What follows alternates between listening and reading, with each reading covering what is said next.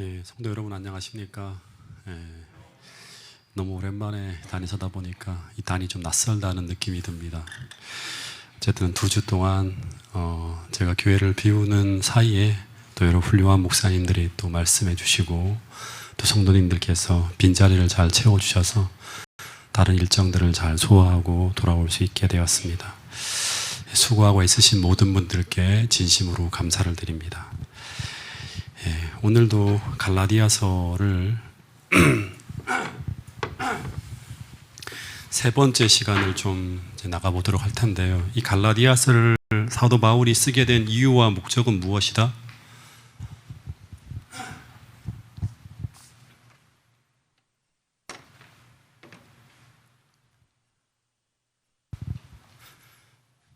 그 이유는 다른 복음 때문이라고 말씀을 드렸죠. 이 다른 복음이 갈라디아서를 점령하지 않았다고 하면 그러면 사도 바울은 이 글을 쓸 필요가 없어요. 그러니까 사람들이 이상하게 원래 사도 바울의 가르침을 떠나서 다른 가르침을 따라가고 있었기 때문에 거기에 대한 어떤 변론적인 성격으로 이 갈라디아서나 로마서가 쓰여지게 됩니다. 이 다른 복음은 제가 지난 시간 말씀드린 것처럼 예수님과 그분의 희생의 공로의 상징인 십자가를 가리거나 대체하는 거예요. 예수님의 사역을 통해서 가장 핵심적으로 두드러지게 빛나야 될 부분들을 가리거나 대체하는 모든 것들이에요. 그래서 이 다른 복음을 받아들인다고 하는 것은 곧 무엇을 받아들이는 건가 하면 다른 예수를 받아들이는 거예요. 그러니까 예수님은 어떤 우리에게 가르침을 통해서 우리를 이끌어요. 어떤 가르침을 통해서, 빛을 통해서. 근데 다른 가르침을 따라간다고 하는 것은 다른 예수를 쫓는 거하고 똑같은 거예요. 그래서 원래 그리스도께서 우리에게 주셨던 그 복음을 가장 분명하고 정확하게 이해하고 있어야지만 우리는 예수님을 모시고 우리 세상을 살아갈 수 있는 거예요. 그리고 그 복음을 이해하는 정도가 아니라 그 복음을 내 삶에 담고 경험하면서 더 분명하게 그 복음을 확인하고 체험해서 복음을 전하는 삶, 그게 바로 뭔가 하면 영생을 소유하는 거예요. 예수님을 경험하는 삶이라고 하는 거죠. 계속 말하지만 실제 사도 바울의 복음은 전부 바울이 자신의 머리와 지식으로만이 아니라 자신의 경험과 체험을 통해서 경험한 이야기를 쭉 해요. 그래서 13절부터 보면 이제 바울이 자신의 이야기를 시작하는데 이 이야기는 어떤 이야기인가 하면 과거에 그가 예수님을 만나기 전에 어떤 사람이었는데 그런데 그가 어떻게 예수님을 만났고 그리고 예수님을 만나고 난 후에 그의 삶 속에 어떤 변화가 있었는지를 이야기합니다. 이것을 가지고 간증이라고 하는데 먼저 이제 사도 바울이 예수님을 만나기 전에 이제 어떤 경험을 했는지, 어떤 삶 속에 자기가 어떤 생활을 했는지를 쭉 이야기하는데 먼저 한번 읽어보겠습니다. 갈라디아서 1장 13절 14절 말씀입니다. 시작.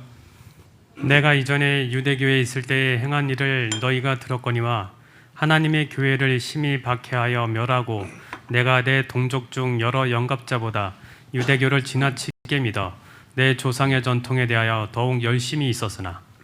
이 본문에 보면 바울이 자신이 유대교에 있을 때 이 유대교를 어떻게 했다? 지나치게 열심히 믿었다고 합니다. 근데 이 유대교를 향한 지나친 열심 때문에 본문에 보면 그는 하나님의 교회를 심히 핍박하고 잔해했다고 합니다. 그 하나님의 교회를 핍박하고 잔해하게 된 동기가 무엇인가 하면 우리가 진짜 좀 주목을 해야 될 게 뭔가 하면 잘못된 열심이에요.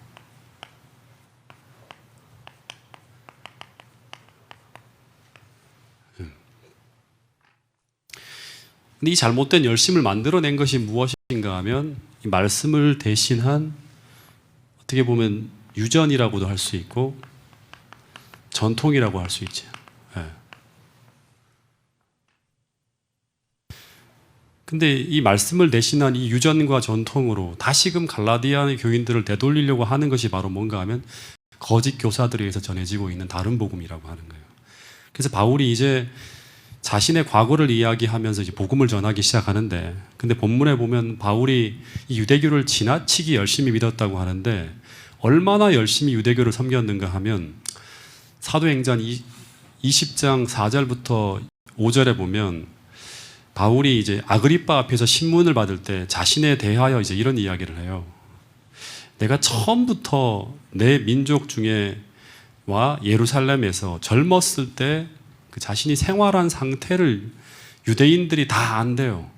내가 어떻게 생활했는지 다 안다고 합니다. 즉 바울은 당시 자신이 어떤 사람인지 예루살렘에 사는 사람들은 다 알 수 있을 만큼 아주 열정적으로 종교 생활을 한 사람이에요. 열정적으로. 그래서 5절에 보면 그들은 일찍부터 나를 알았으니, 유대인들이 일찍부터 자신을 알았는데 저희가 나를 증거하려 하면, 내를 젊었을 때부터 나를 알았는데 나를 증거하려 하면 내가 우리 종교의 가장 엄한 팔을 쫓아서 바리새인의 생활을 하였다고 할 것이라. 즉 당시 사람들은 이 바울이 이제 속한 바리새인 중에 파가 있어요. 그러니까 바리새인 중에도 파벌이 있는데 그 중에서도 바울이 속한 파가 어떤 파인가 하면 가장 엄격한 파라고 하는 거예요. 그 사람이 바로 그 엄격한 파 속에서도 제일 열심인 사람이 누구다? 사도 바울이라고 이야기할 것이라고 하는 거예요. 그래서 9절에 보면 이런 열심을 가지고 나도 나사렛 예수의 이름을 대적하여 범사를 행하여야 될 줄을 스스로 생각하고, 10절 예루살렘에서 이런 일을 행하여 제사장들에게서 권세를 얻어가지고 나 많은 성도를 목에 가두며 또 죽일 때 내가 가편 투표를 하였고, 11절 또 모든 회당에서 여러 번 형을 가하여 강제로 모독하는 말을 하게 하고 저희를 대하여 심히 격분하여 외국성까지도 가서 핍박하였고, 그래서 그 일로 어떻게 했다?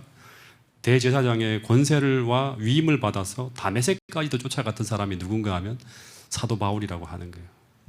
그래서 이 바울의 이런 열성은 당시 유대인들이나 바리새인들의 열성을 능가하는 열성이었다고 할 수 있습니다. 그러니까 바리새인들이라고 해서 다 이렇게 사는 것은 아니었죠. 바리새인 중에서도 최고의 열성을 가진 사람이 바로 누군가 하면 사도 바울이라고 하는 사람이었어요. 그래서 바울이 회심 후에 복음 전파를 위해서 어떤 일을 하였는가 하면 그리스도인 중에서도 누구도 쫓아올 수 없을 만큼 그 시대 모든 사람들보다 더 지나칠 정도로 그렇게 열심을 내었듯이 똑같이 회심하기 전에도 그 동일한 열심을 가지고 교회를 핍박하는 일에도 그런 열성을 내었던 사람이 바로 누군가 하면 사도 바울이라고 하는 거예요. 그래서 이 사도 바울의 회심은 이전에도 열심히 있었어요. 이 회심은 뭔가 하면 이 열심의 방향을 바꾼 거예요. 네.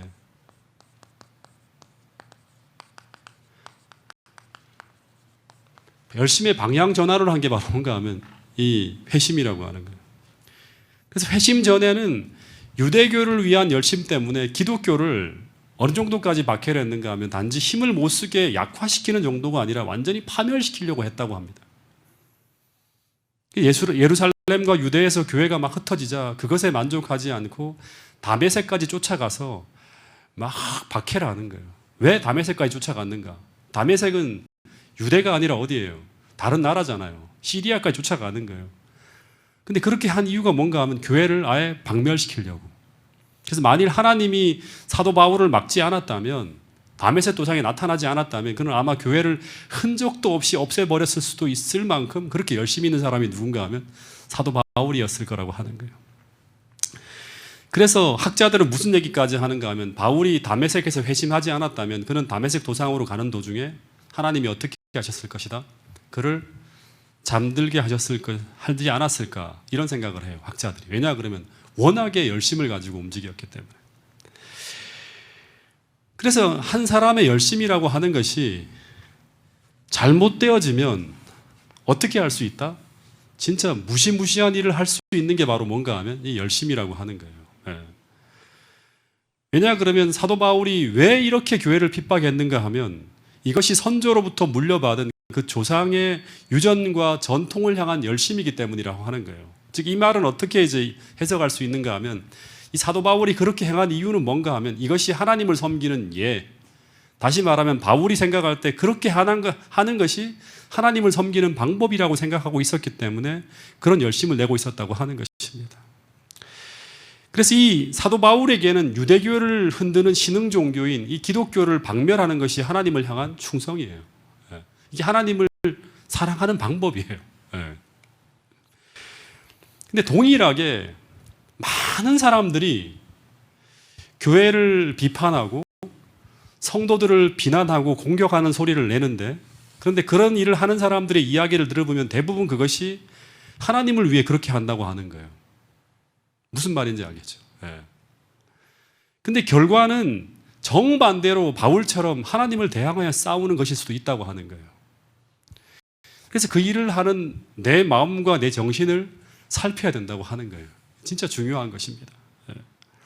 왜냐하면 잘못하면 내가 신앙생활을 열심히 한다고 하는데, 그런데 그 열심히 하나님을 대항해서 싸우며 하나님의 교회를 파괴하고 심지어 스테판 같은 의인들을 죽이고 박해하는 그런 무서운 일을 할 수도 있다고 하는 거예요. 예. 이게 사도 바울의 경험을 통해 쭉 보여주는 거예요.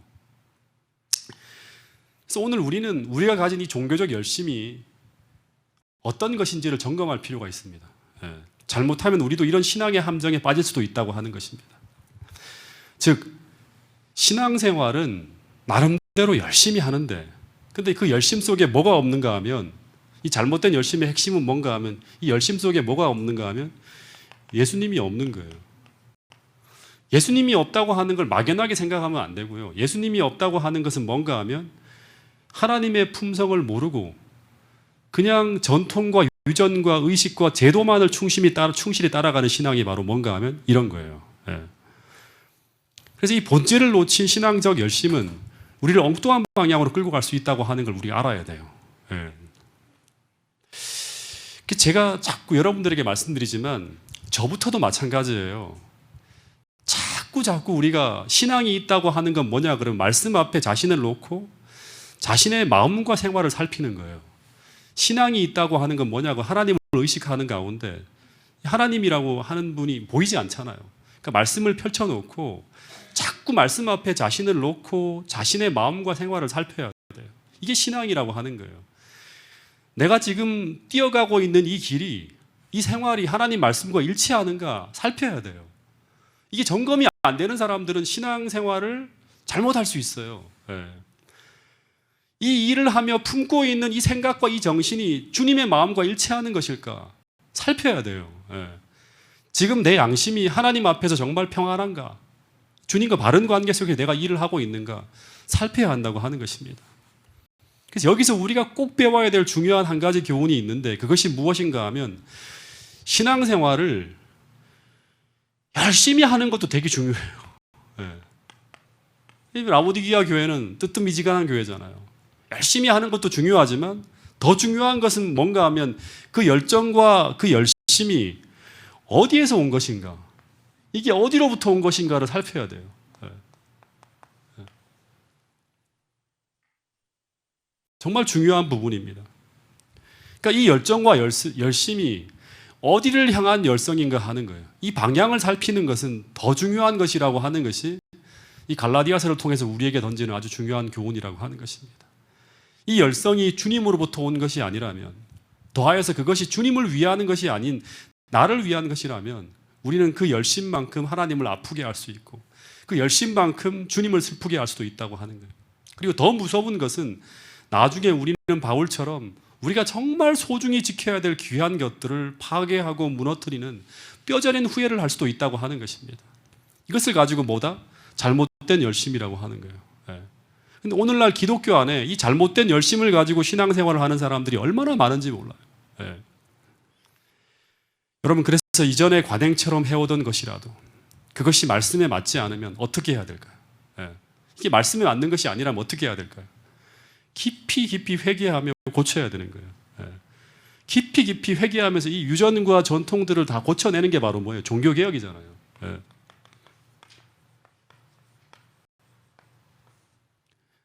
더하여서 그 일을 행하는 내가, 즉 내 마음에 품겨진 그 정신이 그리스도의 정신이 아니라면 어떻게 해야 될까요? 멈춰야 돼요. 예. 멈춰야 돼요. 달려가면 안 돼요. 예. 내가 지금 품고 있는 그 정신과 마음이 주님으로부터 온 그 정신이 아니라고 하면 그 열심만 가지고 달려가서는 안 되고 멈춰야 됩니다. 그리고 깊이 회개하면서 그걸 버려야 돼요. 예. 이것이 바로 뭔가 하면 종교개혁의 출발점이라고 하는 거예요. 진짜 예수를 찾는 그 첫걸음이라고 하는 거예요. 근데 이게 개인의 신앙에 있어서 정말 중요한 부분입니다. 우리의 열성 가운데서 예수님에 대한 사랑이 아닌 어떤 다른 것이 우리를 이끌고 있다거나, 더하여서 우리가 어떤 일을 행하는 가운데 우리를 이끌고 있는 정신이 그리스도의 정신이 아니라면, 즉 우리의 신앙적 열심의 방향이 주님을 위한 것이 아니라 단지 나를 위한 열심이라면 언젠가 그 신앙은 우리를 이상한 방향으로 끌고 갈 수 있습니다. 그 사람이 목사라면 이상한 목사가 될 수 있어요. 오늘 이상한 목사들 참 많죠. 장로라고 하면 이상한 장로가 될 수 있어요. 진짜 이상한 장로가 될 수 있어요. 교회를 이렇게 붙드는 정도가 아니라 교회를 헐 수 있는 장로가 될 수 있다고 하는 거예요. 목사도 마찬가지고요. 그 사람이 집사라고 하면 이상한 집사가 될 수 있습니다. 여러분, 사도 바울의 삶에서 벌어진 이런 어처구니 없는 일들이 우리들의 삶에서도 반복될 수 있다고 하는 것을 교훈 삼아야 된다고 하는 것입니다. 즉 예수님의 정신은 없는데 안식일을 아주 열심히 지켜요. 이게 뭘까요? 이게 이상한 신앙이에요. 예수님의 정신은 사라진 채 음식물을 철저히 절제하면서 식생활을 개혁합니다. 이게 이상한 신앙이에요. 그리스도의 마음과 정신은 사라진 채 열심히 재림 준비를 합니다. 이게 뭐예요? 이상한 신앙이에요. 예수님의 마음과 정신은 없는데 율법은 철저히 지킵니다. 더하여서 예수님이 없는데 예수님 당시에는 할례는 아주 열심히 하죠. 하나님의 마음은 전혀 없는데 절기는 철저하게 지키고 있어요. 예수님이 빠진 신앙적 열심이 굉장히 열심히 하는데 예수님이 없어요. 이게 전부 다 유대교에서 벌어진 일이에요.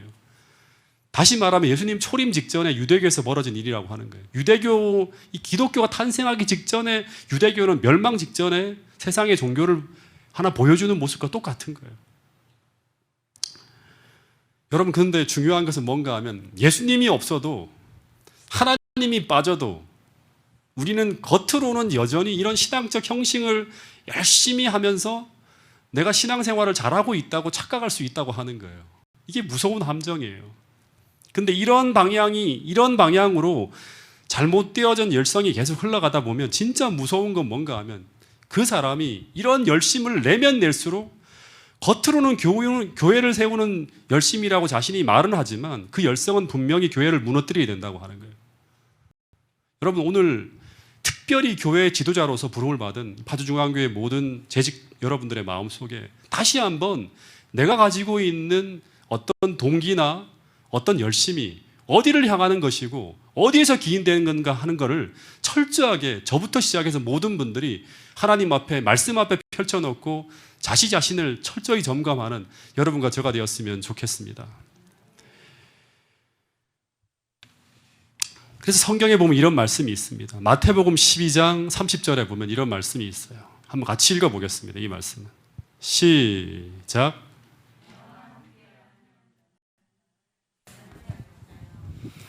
나와 함께 모으지 아니하는 자는 해치는 자니라. 다시 한번 읽어보겠습니다. 시작. 나와 함께 아니하는 자는 나를 반대하는 자요, 나와 함께 모으지 아니하는 자는 해치는 자니라. 그러니까 주님과 함께 하지 아니하면 우리가 아무리 열심을 내어도 그 열심은 주님을 해치게 된다고 하는 말이죠. 주님과 함께 한다고 하는 건 뭐냐? 그럼 말로 함께 하는 게 아니에요. 내 정신과 내 마음이 말씀 앞에 다 굴복해서 주님의 마음을 가지고 그 정신을 가지고 하나님의 일을 섬기는 거예요. 그렇지 않으면 어떻게 되는데 그 열심은 주님을 해치게 된다고 하는 말은 뭐예요? 교회를 파괴하고 성도들을 고통스럽게 한다고 하는 거죠. 여러분, 그래서 열심보다 더 중요한 것은 우리 안에 주님이 있는가 하는 것입니다. 즉 우리가 주님과 함께 그 일을 하고 있는가 하는 것입니다. 이 말은 주님의 정신과 마음을 품고 우리가 이 일을 하고 있는가 하는 것입니다. 그래서 오늘 내 주변의 영혼을 살리기 위해서, 이 교회를 지키기 위해서, 하나님을 슬프시게 하지 않기 위해서 내일이 아니라 오늘이에요. 오늘 우리가 정말 주님 앞에 무릎 꿇고 기도하면서 우리가 품고 있는 이 정신이, 이 마음이 어디에서 왔는지를 한번 점검해 볼 수 있는 여러분과 제가 되었으면 좋겠습니다. 제가 어느 집사님을 아는데 이분의 열성은 어느 누구도 따라올 수 없을 만큼 제가 아는 분 중에 최고 중에 최고였습니다. 근데 이분에게 어떤 일을 하나 맡겨놓으면 하늘이 두 쪽 나도 그분은 거의 목숨이 끊어지는 한이 있더라도 시간 안에 하시는 분이에요. 그러니까 누구 하나 안 도와줘도 그분은 혼자서 그 일을 다 해낼 수 있는 분이에요. 그러니까 열성이 보통 열성이 아니었어요. 일당백입니다. 자, 말 그대로. 근데 불행한 것은 이분의 마음에는 예수님이 잘 보이지 않았어요. 그러면 나타나는 증상이 뭔가 하면 이 예수님의 향기가 나지 않고, 그러면 어떤 일이 벌어지는가 하면 그분 곁에 사람이 없는 거예요. 예. 그래서 이분이 친절하지도 않고 다정하지도 않고 이상할 정도로 언제나 엄하기만 한 분이었어요. 10마디를 하면 6, 7마디가 화난 듯한 말투였고 3마디는 지시하거나 훈계하는 말이었어요. 근데 이분의 직분이 중요하기 때문에 여러 가지 일들이 이분에게 맡겨지는데 주변에 사람이 없으니까 이분이 혼자서 다 그 일을 해요. 혼자서. 다 혼자서 하는 거예요. 그러니까 어떤 일이 벌어질까요? 불평불만이 이만저만이 아닌 거예요. 계속 불평불만이 나오는 거예요. 다 뭐의 불만인가 하면 성도들이 문제가 많다고 하는 거예요. 자기는 절대 안 돌아보는 거예요. 계속 이 모든 문제가 성도들의 문제라고 계속 그러는 거예요. 이분에 나오는 모든 이야기가 불평불만이고 사람들에게 상처를 주는 말들이었습니다. 새로 오신 초신자나 교회를 이렇게 옮겨서 오신 분들에게도 언제나 이분의 얼굴에는 하나님의 다정한 사랑이나 그런 게 안 보이는 거예요. 지푸린 인상에다가 엄한 표정에다가 불평하는 말들이 계속 쏟아져 나오는 거예요. 다 사람들이 상처를 받고 이분 곁에 있지 못하고 다 떠나가는 거예요. 그래서 이분이 열심을 내면 낼수록 교회는 점점 더 어려워지는 것입니다. 그러니까 이분이 미치는 긍정적 영향력이 아니라 부정적 영향력이 진짜 대단했어요. 근데 이분은 언제나 그것이 하나님을 향한 열심이라고 계속 말씀을 합니다.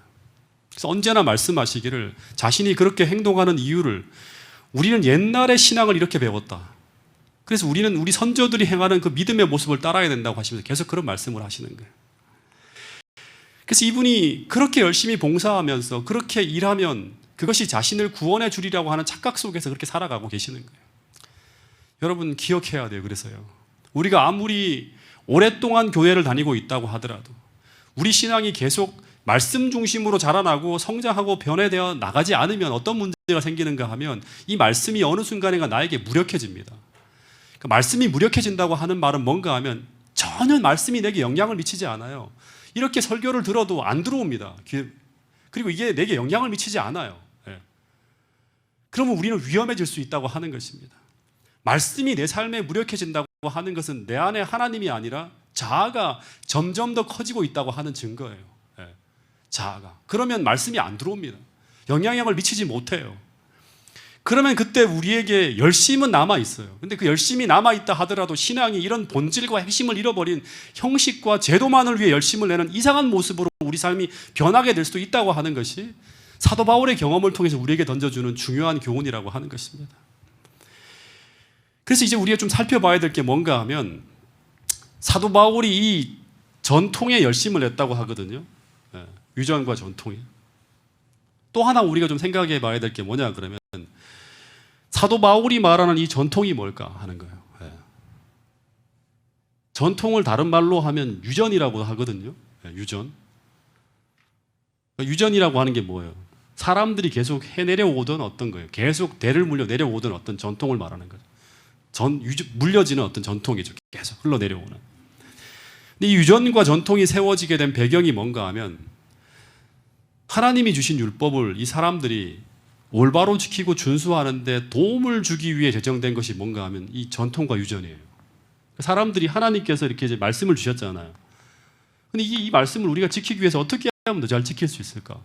이거를 더 잘 지키기 위한 도움을 주기 위해서 만들어진 게 뭔가 하면 원래는 전통과 유전들이에요. 예를 들면 이런 거죠. 성경에 보면 안식일을 기억하여 거룩히 지키라고 하고 그리고 이 안식일에는 아무 일도 하지 말라고 십계명에 분명히 말을 했어요. 근데 이 하지 말아야 될 할 일, 하지 말아야 될 일 이것이 성경에는 아주 구체적으로 많이 나오진 않아요. 몇 군데 나오긴 하지만 세세하게 지침들이 나오지 않아요.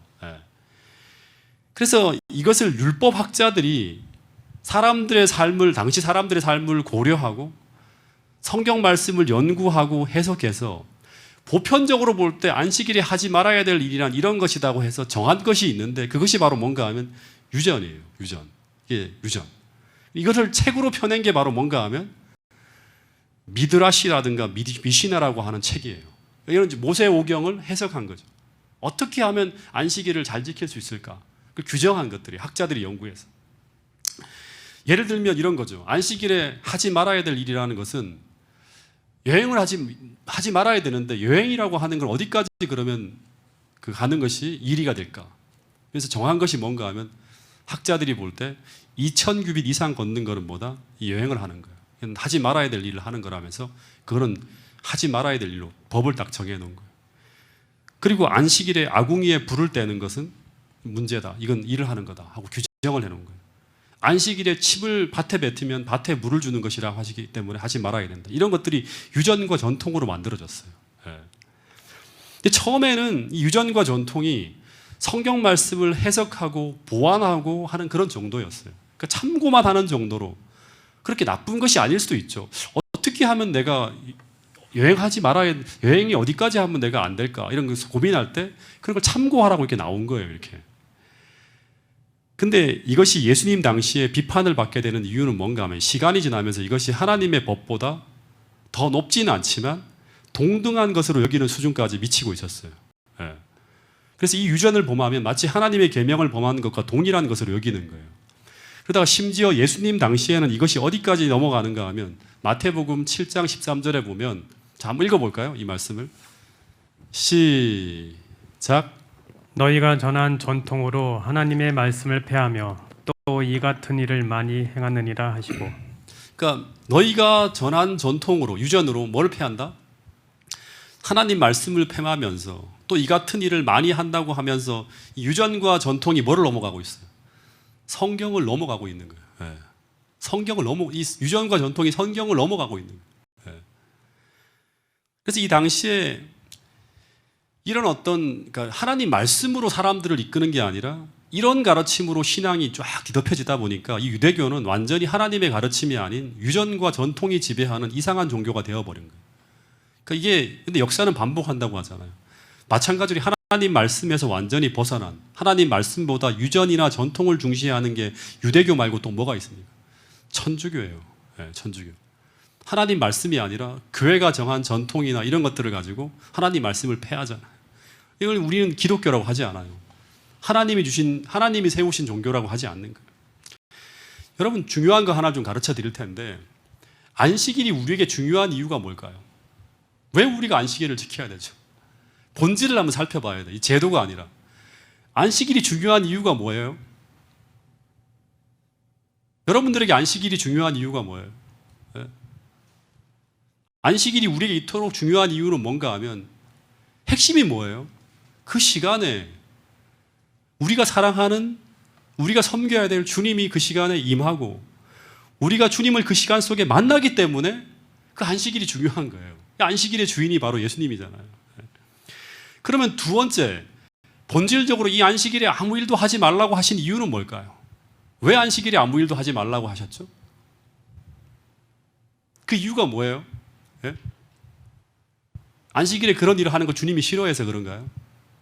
본질적인 이유는 뭔가 하나님은 우리가 그 어떤 간섭도 받지 않고 우리가 하나님께만 집중하며 예배하며 교제하기를 원하시기 때문에 그런 제도를 주신 거예요.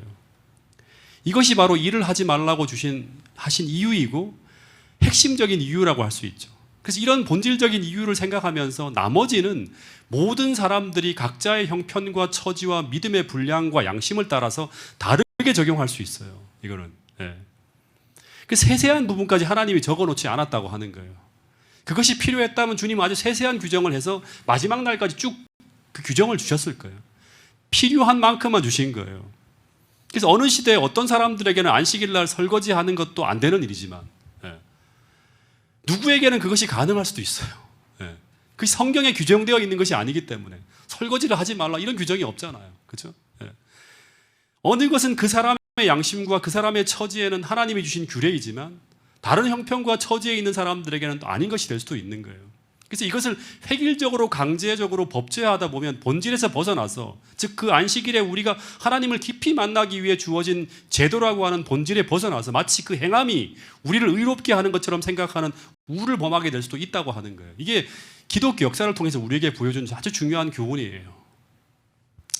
어느 교회에서 안식일 날 이제 분쟁이 벌어졌어요. 어떤 분쟁이 벌어졌는가 하면 이제 아마 미래 우리에게도 벌어질 수 있는 하나의 이런 이제 소동이 될 수도 있어요. 안식일에 대해 다르게 생각하는 사람들이 많이 있기 때문에 무엇을 해야 되는지의 부분에서 어떤 분이 안식일을 좀 더 경건하게 지키기 위해서 식사를 파트가락으로 하자고 하는 분들과 어떤 분은 그래도 교회에서 밥을 하자고 하는 분들 간에 다툼이 벌어졌어요. 예. 한 무리들은 어떻게 안식일 날 식사를 준비하는 것이 이 식사를 준비할 수 있냐 하면서 그건 경건하지 않다고 하시는 분들이 있었어요. 그래서 계속 그걸 주장하는 거예요. 근데 다른 분들은 그 식사를 준비하는 것이 다른 사람을 위해 봉사하는 것인데 어떻게 그것이 경건한 것이 아니냐고 하면서 갈등이 벌어진 거예요. 예. 제게 판결을 해달라고 이제 물어오셨어요. 예. 그럼 제가 어떻게 판결을 해야 돼요? 한쪽의 편을 들면 이제 문제가 생길 수 있잖아요. 그렇죠? 그래서 던진 게 뭐냐 그러면 세 가지를 물어보고 판단을 하라고 했어요. 그 첫 번째는 뭔가 하면 왜 우리에게 안식일이 소중한가? 지금 설교한 거와 똑같은 거예요. 왜 안식일이 우리에게 소중한가? 한번 생각해 보시라고. 예. 두 번째는 똑같은 말이에요. 왜 안식일 날 하나님은 아무 일도 하지 말라고 하셨는가? 생각해 보세요. 깊이 한번 기도하면서 한번 생각해 보시라. 세 번째는 뭘까요? 우리의 모범 답안이신 예수님은 안식일 날 어떻게 보내셨는가? 예. 그리고 오늘 그분이 오셨다면 이 안식일에 이 문제와 갈등들을 어떻게 주님은 선택하고 하셨을까? 한번 생각해 보라고 하는 거예요. 그 파트락을 해냐 말아야 되냐고 싸우면요 답이 안 나옵니다. 예. 여러분 왜 안식일이 우리에게 소중합니까? 또다시 반복하지만 이날은 그리스도를 예배하며 그분을 만나는 날이기 때문에 소중한 거예요. 왜 안식일 날 하나님은 아무 일도 하지 말라고 하셨는가? 그분을 더 깊이 온전하게 만나기 위해.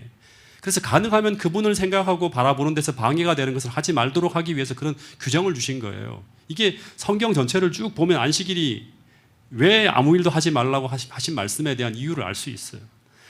그래서 우리의 정신을 빼앗아갈 일들을 안식일 날은 하지 않습니다. 세 번째, 예수님은 안식일 날 어떻게 보내셨는가? 성경에 보면 신약 성경에 보면 나오잖아요. 주님은 이웃을 사랑하는 정신을 가지고 타인의 고통과 어려움을 외면하지 않으면서 병자들을 고쳐주시고 사랑을 실천하며 봉사하셨어요. 그래서 우리가 주님 앞에 참되게 기도하고 주님을 더 사랑하는 마음과 두 번째 형제를 사랑하는 정신을 가지고 이 계명의 정신이잖아요. 그렇죠? 그런 정신을 가지고 하나님을 사랑하고 이웃을 사랑하는 정신을 가지고 이 문제를 다시 바라본다면 아마 답은 분명해질 것이라고 이렇게 말씀을 드렸어요. 여러분, 그래서 분명히 성서에서 나온 규정이라 하더라도 우리는 자신에게 주관적으로 적용해야 될 것을 그 규정을 모든 사람들에게 보편적으로 각용하면서 적용해서는 안 되는 그런 부분들이 있어요. 내가 이렇게 생각한다고 해서 남도 이렇게 해야 된다고 강요해서는 안 되는 거예요. 왜냐 그러면 그 사람의 양심과 이 사람의 양심이 다르기 때문에 그런 거예요. 그래서 그것은 어쩌면 하나님의 영역이고 하나님만이 하시는 일이에요. 경건하게 살려고 하는 사람들이 자주 이런 함정에 빠지는 경우들이 많아요. 그래서 주님은 신명기에서 이런 말씀을 했어요. 신명기 4장 2절, 신명기 12장 32절에 보면 내가 너희에게 명하는 말을 너희는 뭐 하지 말고? 가감하지 말고. 가감하지 말라는 말이 되게 중요해요. 내가 너희에게 명하는 너희 하나님 여호와의 명령을 지키라. 신명기 12장 32절에 보면 내가 너희에게 명하는 이 모든 말씀을 너희는 지켜 행하고 그것에 어떻게 하지 마라? 가감하지 말라고 하는 말이에요. 여기 보면 주님은 하나님의 말씀을 빼는 것도 잘못된 것이지만 뭐도 잘못된 것이다? 근데 더하는 것도 잘못이라고 하는 거예요. 성경에 나와 있는 규정 외에 자꾸 뭔가를 자꾸 더하는 것도 뭐다? 잘못된 것이 잘못하는 것이라고 하는 거예요. 예. 여러분 그래서 우리가 진짜 어떻게 본다 그러면 날마다 성경에서 주님께서 주시는 그 정신과 마음을 가지고 하나님 주신 말씀을 바른 마음을 가지고 제대로 해석하지 않으면 우리는 잘못된 열심으로 만들어진 이상한 그리스도인이 될 수 있다고 하는 거예요. 열심을 내면 낼수록 말씀을 통해서 만들어지는 균형진 품성과 하나님 보시기에 아름다운 품성이 아니라 이상한 사람이 되어갈 수 있다고 하는 거예요. 끝없이 우리가 계속적으로 우리의 열심과 우리의 방향이 어디서 온 것이고 어디를 향하는 것인가 하는 걸 스스로 살펴야 돼요. 나의 감정에서 시작되어지고 나를 위하는 것이라고 하면 우리는 이상한 그리스도인이 될 수 있어요.